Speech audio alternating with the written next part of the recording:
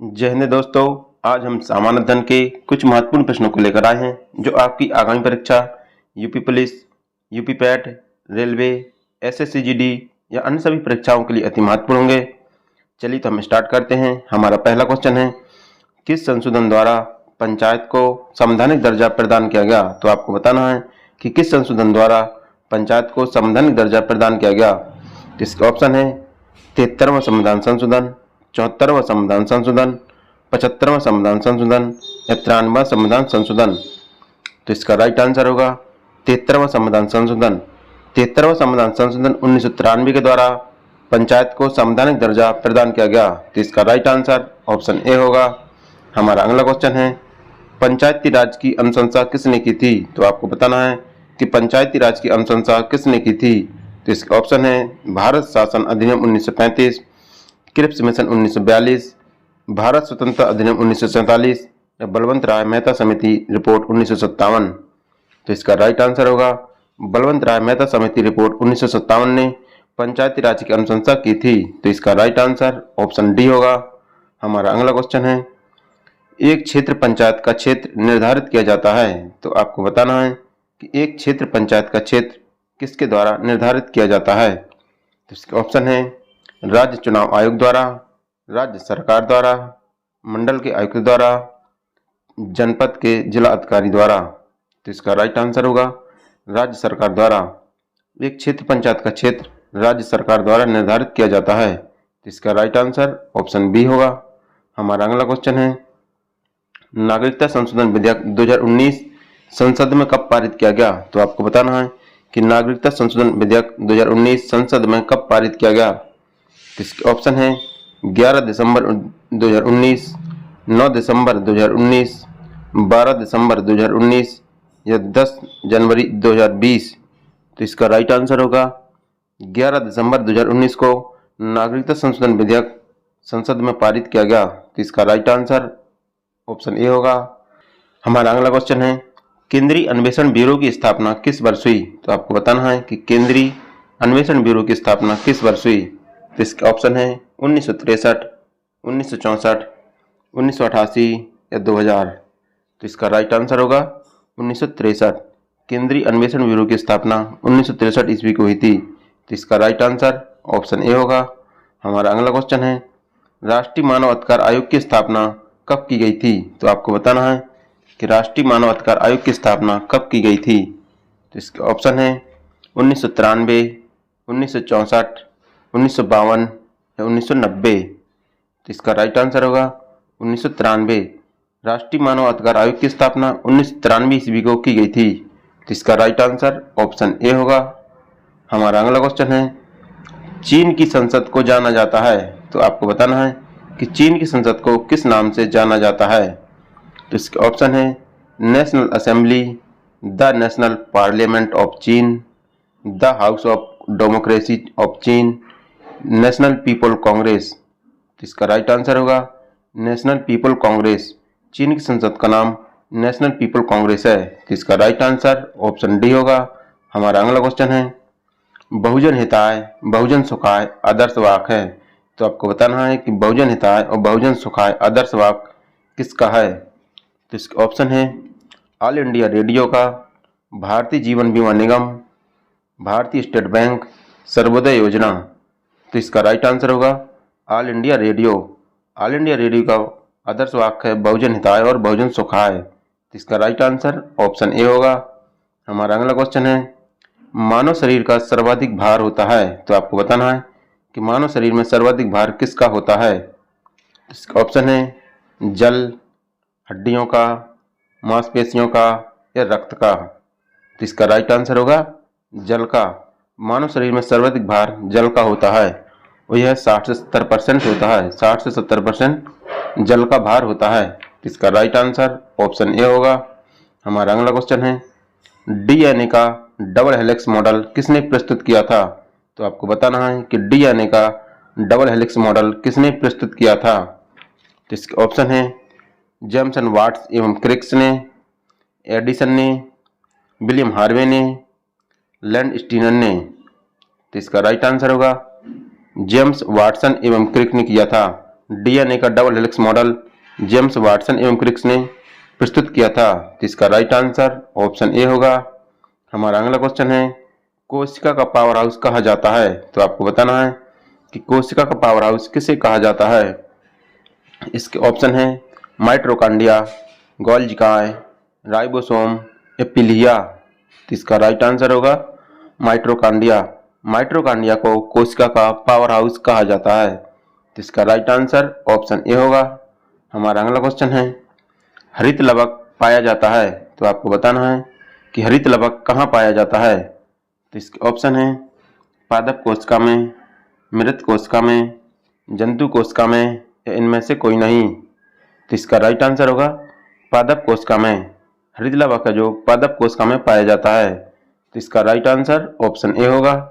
हमारा अगला क्वेश्चन है, निम्नलिखित विटामिनों में से कौन सी विटामिन स्वप्न को याद रखने में सहायक होती है?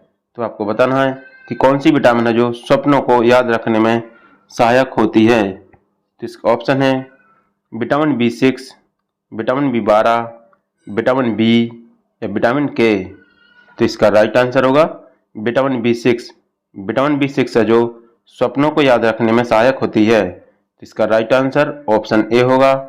हमारा अगला क्वेश्चन है, निम्नलिखित विटामिनों में से कौन हमारे शरीर में संचित नहीं होता है? तो आपको बताना है कि कौन सा विटामिन है जो हमारे शरीर में संचित नहीं होता है। इसके ऑप्शन है विटामिन सी, विटामिन के, विटामिन डी या विटामिन ए। तो इसका राइट आंसर होगा विटामिन सी। विटामिन सी है जो हमारे शरीर में संचित नहीं होता है, क्योंकि यह जल में घुलनशील होता है, जिससे यह हमारे शरीर में संचित नहीं हो पाता है। तो इसका राइट आंसर ऑप्शन ए होगा। हमारा अगला क्वेश्चन है, हीमोग्लोबिन एक प्रोटीन है जो मानव शरीर में पाया जाता है। तो आपको बताना है कि जो हीमोग्लोबिन है वो मानव शरीर में कहाँ पाया जाता है। तो इसका ऑप्शन है रक्त में, आमाशय में, यकृत में या प्लीहा में। तो इसका राइट आंसर होगा रक्त में। हीमोग्लोबिन है जो रक्त में पाया जाने वाला प्रोटीन है। इसका राइट आंसर ऑप्शन ए होगा। हमारा अगला क्वेश्चन है, सर्वदाता रक्त वर्ग होता है? तो आपको बताना है कि सर्वदाता रक्त वर्ग कौन सा होता है। इसके ऑप्शन है ओ रक्त वर्ग, ए बी रक्त वर्ग, ए रक्त वर्ग या बी रक्त वर्ग। तो इसका राइट आंसर होगा ओ रक्त वर्ग। ओ रक्त वर्ग है जो सर्वदाता रक्त वर्ग होता है, क्योंकि इसमें पितृजन नहीं पाया जाता है। तो इसका राइट आंसर ऑप्शन ए होगा। हमारा अगला क्वेश्चन है, मिसाइल मैन के नाम से किसे जाना जाता है? तो आपको बताना है कि मिसाइल मैन के नाम से किसे जाना जाता है। तो इसके ऑप्शन है doctor APJ Abdul Kalam, doctor Homi Jahangir Bhama, doctor Satish Chandra, doctor Vikram Sarabhai. तो इसका राइट आंसर होगा डॉक्टर APJ अब्दुल कलाम को मिसाइल मैन के नाम से जाना जाता है। तो इसका राइट आंसर ऑप्शन ए होगा। हमारा अगला क्वेश्चन है, अग्नि की उड़ान पुस्तक के लेखक हैं? तो आपको बताना है कि अग्नि की उड़ान पुस्तक के लेखक कौन हैं। तो इसके ऑप्शन है डॉक्टर APJ अब्दुल कलाम, जवाहरलाल नेहरू, महात्मा गांधी, सरदार वल्लभ भाई पटेल। तो इसका राइट आंसर होगा डॉक्टर APJ अब्दुल कलाम। अग्नि की उड़ान नामक पुस्तक के लेखक हैं डॉक्टर APJ अब्दुल कलाम हैं, जो अग्नि की उड़ान नामक पुस्तक के लेखक हैं। इसका राइट आंसर ऑप्शन ए होगा। हमारा अगला क्वेश्चन है, मदर इंडिया पुस्तक के लेखक कौन है? तो आपको बताना है कि मदर इंडिया पुस्तक के लेखक कौन है। तो इसके ऑप्शन है दुर्गा दास, फिरोज शाह मेहता, कैथरीन मायो या राजेंद्र प्रसाद। तो इसका राइट आंसर होगा कैथरीन मायो। मदर इंडिया पुस्तक के लेखक कैथरीन मायो हैं। इसका राइट आंसर ऑप्शन सी होगा। हमारा अगला क्वेश्चन है, गोई-पोरियो समिति का संबंध किससे है? तो आपको बताना है कि गोई-पोरियो समिति का संबंध किससे है। इसका ऑप्शन है बैंकिंग सुधार से, अप्रत्यक्ष कर से, प्रत्यक्ष कर से या चीनी घोटाले से। तो इसका राइट आंसर होगा बैंकिंग सुधार से। गोई-पोरियो समिति का संबंध बैंकिंग सुधार से है। तो इसका राइट आंसर ऑप्शन ए होगा। और इसका गठन 1990 ईस्वी में किया गया था। गोई-पोरियो समिति का गठन 1990 ईस्वी में किया गया था। तो इसका राइट आंसर ऑप्शन ए होगा। हमारा अगला क्वेश्चन है, निम्न में से केलकर समिति का गठन किस वर्ष किया गया था? तो आपको बताना है कि केलकर समिति का गठन किस वर्ष किया गया था। तो इसके ऑप्शन है 2002, 2000, 2005 या 1999? तो इसका राइट आंसर होगा 2002। केलकर समिति का गठन 2002 में किया गया था और इसका संबंध कर सुधार से है, कर सुधार से है।